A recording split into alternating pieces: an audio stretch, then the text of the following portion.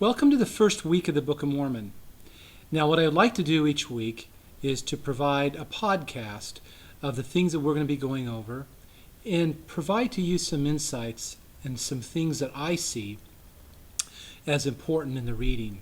And certainly as you read, you're going to possibly find many things that I don't cover, but I at least wanted to share with you some of the things that I feel stand out to me each week as we go through the reading. Now, as we begin the Book of Mormon, I ask myself often when I read the Book of Mormon and any scriptures, why is it that the Lord either chose certain people or placed certain things in the Book of Mormon? We begin by learning about a family, Lehi and Sariah, Nephi, Sam, Laman, and Lemuel. This is a family that is not perfect, even though Lehi is a prophet. Perhaps one of the things that I learn as I look at this family is that it was a chosen family by the Lord.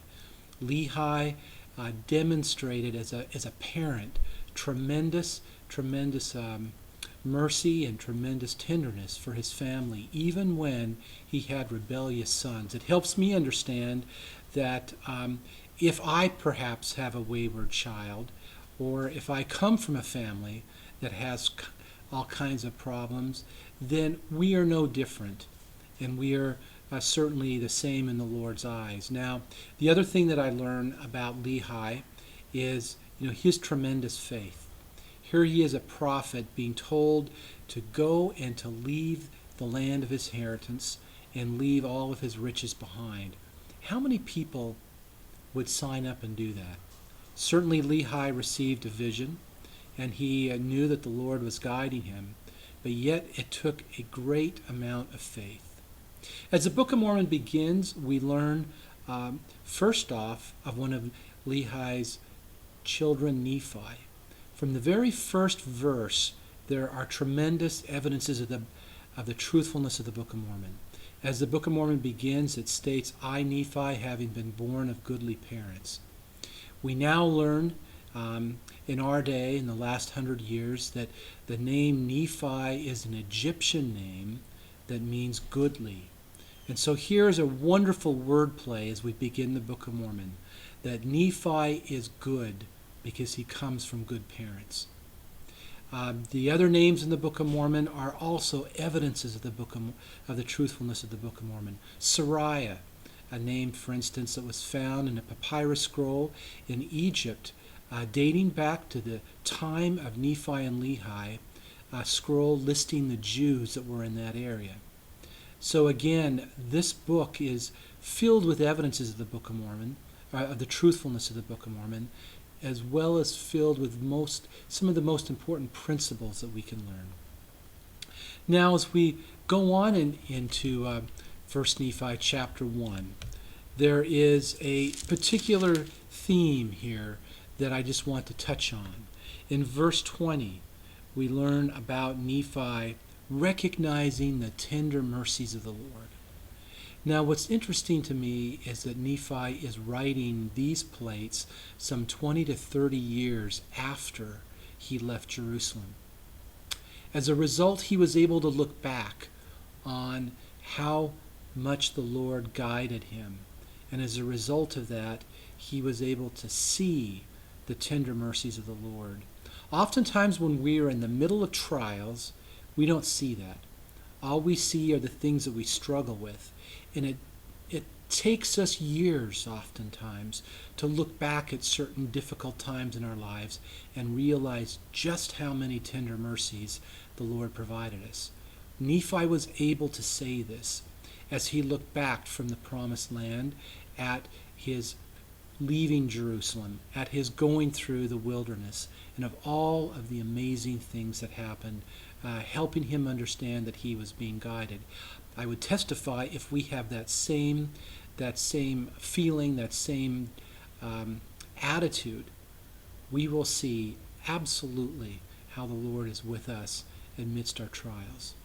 Now, as we continue in the Book of Mormon, we find that Lehi and his family go into the wilderness for 3 days, and then at that point they stop and they perform burnt offerings And it's interesting to me that it wasn't until the 1940s in which we found in the Dead Sea Scrolls a law that a Jew is not able to perform sacrifices within a 3 days journey of Jerusalem. And so here is Lehi complying with this law. And after 3 days realizing that he is now able to perform these sacrifices. We also learn, as we see one of the other things that I think is really fascinating, one of the teaching methods that the Lord uses is what I would call the teaching method of extremes. You look at, for instance, Doctrine and Covenants section 76, which is where the 3 degrees of glory are introduced to the prophet Joseph Smith, and the Lord begins with the celestial kingdom, and then from there goes to outer darkness. And from there he goes back and forth from one extreme to the other. And I think one of the reasons why the Lehi's family was chosen is because we see the extremes of faith. We see Nephi's faith.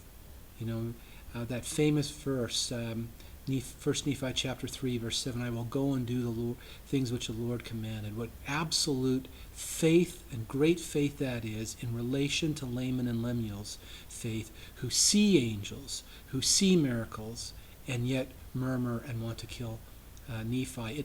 It shows us through extremes what a true faith really is. Now, the other thing that I wanted to bring out that I think is interesting is if you look in 1 Nephi, and I believe it is 1 Nephi chapter 2, we learn that Nephi wasn't perfect. Oftentimes we think of Nephi as this absolute perfect person. As the Lord told Lehi to leave, and Lehi told his family, Nephi didn't just immediately jump in the bandwagon. He had to have his heart softened. And I think this is a really powerful thing in 1 Nephi chapter 2, verses 16 through 19, as we see exactly what it means to prepare ourselves, to have our hearts softened, and to have the Spirit work with us. Oftentimes things happen in our lives that harden our hearts. We get angry, we get frustrated, and we need to have our hearts softened. Maybe we're asked to do something, or the Lord puts something in our way that's very, very difficult. And so how do we deal with this? Well, we learn from Nephi, first off, that he had absolute great desires in 1 Nephi 2:16, and that he cried mightily to the Lord that his heart would be softened, that he would be able to do the will of the Lord. And I feel that that's a tremendous learning, that when we place ourselves in a position of humility and ask the Lord to soften our heart, that's how oftentimes we can go through things that are very, very difficult for us.